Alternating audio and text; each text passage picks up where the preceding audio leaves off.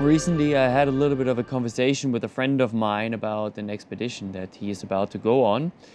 And there was a little bit of a problem in terms of how to go out and the approach to it in terms of clothing and everything. Obviously, clothing in general is a widely discussed topic and whatnot. It all depends a little bit on what you have to do. And the further north you get, the more problems you have in terms of like staying warm and whatnot. So, especially when you go out in the dead of winter. So a big problem there that is very rarely discussed is vapor barriers. I talked about it quite a few times, but in this case I wanted to really emphasize it because it is really important if you can't dry out your clothing. Meaning if you go out really in the dark season, or if you go out in areas where you know that you're not gonna have that much warmth nor sun to be able to dry out certain clothing parts, i.e., your sleeping bag, which is the biggest issue that is widely known, and quite a lot of people actually use it, especially when you use down sleeping bags. If you use a synthetic sleeping bag, which a lot of people when they're going on North Pole or northern Svalbard expeditions or whatever in general, usually get a synthetic sleeping bag that is for easily for minus 25, minus 30 degrees. And then you use inner liner that is, the sea to summit inner liners or what have you, so just to boost a little bit the inside a little bit. But if you go out with a down sleeping bag and you're not able to dry that thing, then you definitely need something to protect that down. Not from the outside, because that moisture is going to stay there and it's usually dry, so you don't really need it, but everything from the inside, because you're obviously going to sweat in brackets, quote unquote, but your body produces so much heat that you vaporize a lot of water. That's why you usually say if you go out in the northern parts of the world in the cold weather, you usually need to drink about 3 to 5 liters, depending a little bit. If you go out in cold expeditions or trips or what have you, you need a lot of water because you vaporize a lot of it by just staying warm. So if you have that in your sleeping bag for 8 hours, which you usually should sleep, that means there's a lot of vapor that just goes everywhere, and that you want to prevent. So that's why sleeping bag inner liner should be a vapor barrier to protect that down.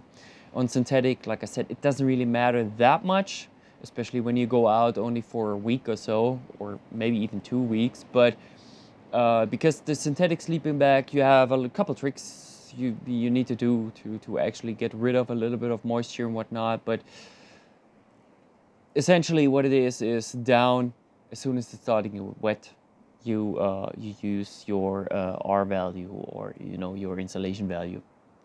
But what is also important is your feet, because that is a lot of things that a lot of people don't really think about it, is vapor barriers. So you can buy some from Xbit, for example, or from other brands that produce vapor barriers, like RAB, for example, RAB.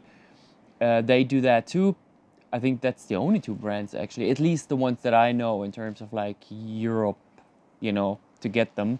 But what I do is I use pretty simply just that. Works good.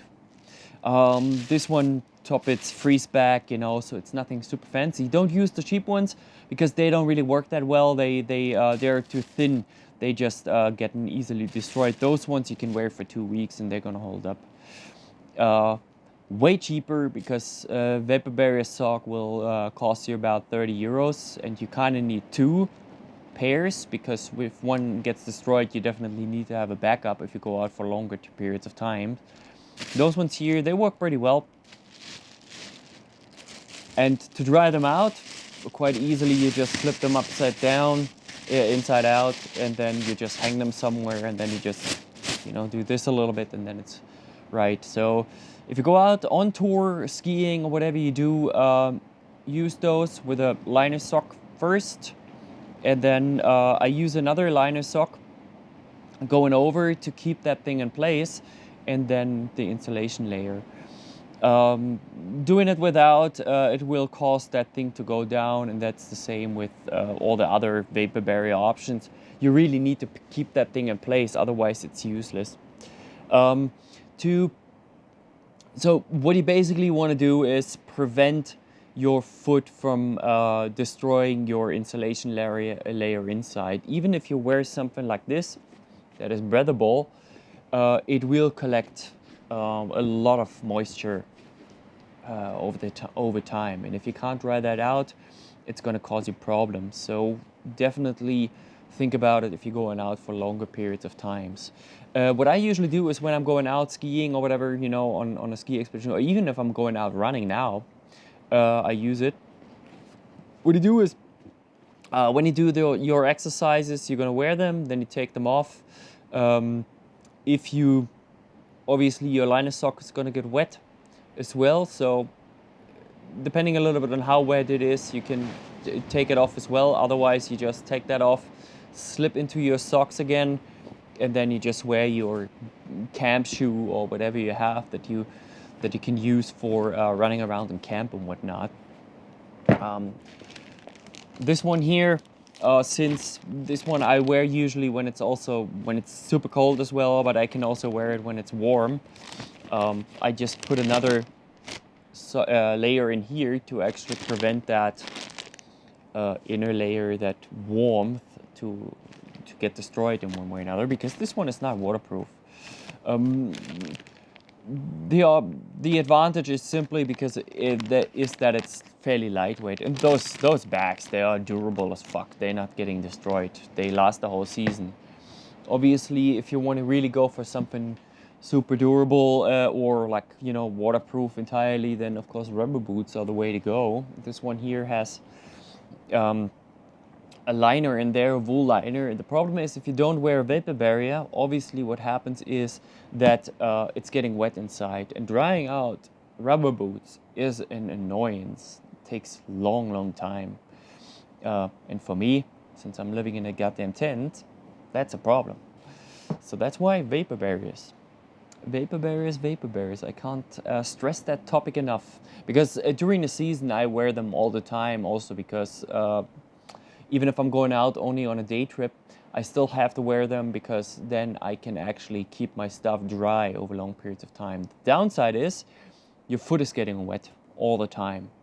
And drying it out obviously is not really that easy. I mean, you can just take off your liner sock as well and just slip into your main sock, and that way you dry out your foot and keep it dry for a longer periods of time.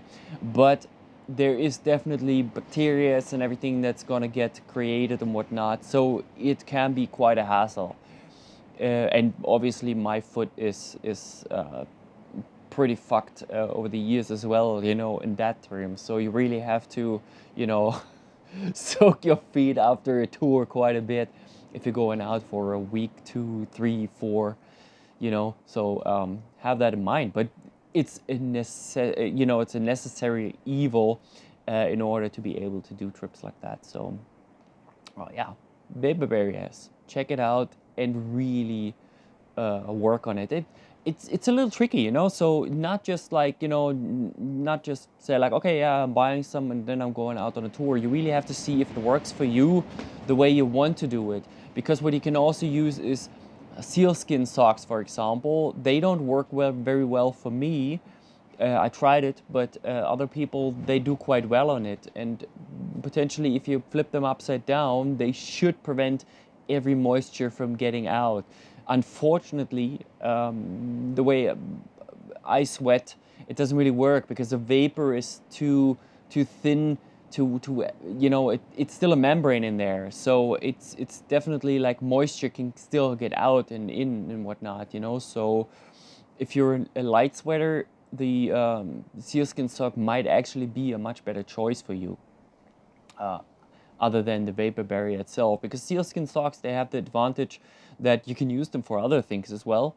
You know, if you're going out like and you want to keep your foot dry, you know, for short periods of time and whatnot, they might actually work a little bit better for you than a vapor barrier actually does, because that thing would not get anything through, you know. So yeah, pretty important stuff if you're going out for longer periods of times, because if you don't use it, your foot is going to get wet. And actually, for rubber boots, for example, if they getting soaked, like really wet on the inside, they getting stiff as fuck. So if you're, I actually had an incident once, it's many years ago, I think 6 years or so, 6-7 years.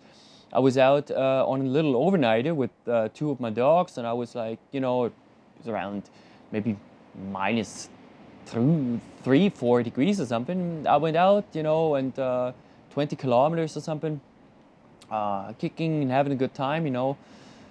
Set up tent and whatnot, you know, went to bed. Next morning I woke up and found that my the temperature dropped to minus 20 degrees Celsius, and my hiking boots that I was wearing, which are Lindags, they are like, you know, more like shell boots, so you can wear thicker socks in them and whatnot, so they're perfectly fine to use to a certain extent. But they were the leather was like, you know, soaked with sweat, or, you know, with moisture that was just trapped in there, and it got so stiff that I had to hammer my foot basically into them, because they are like, you know, just shrunk together.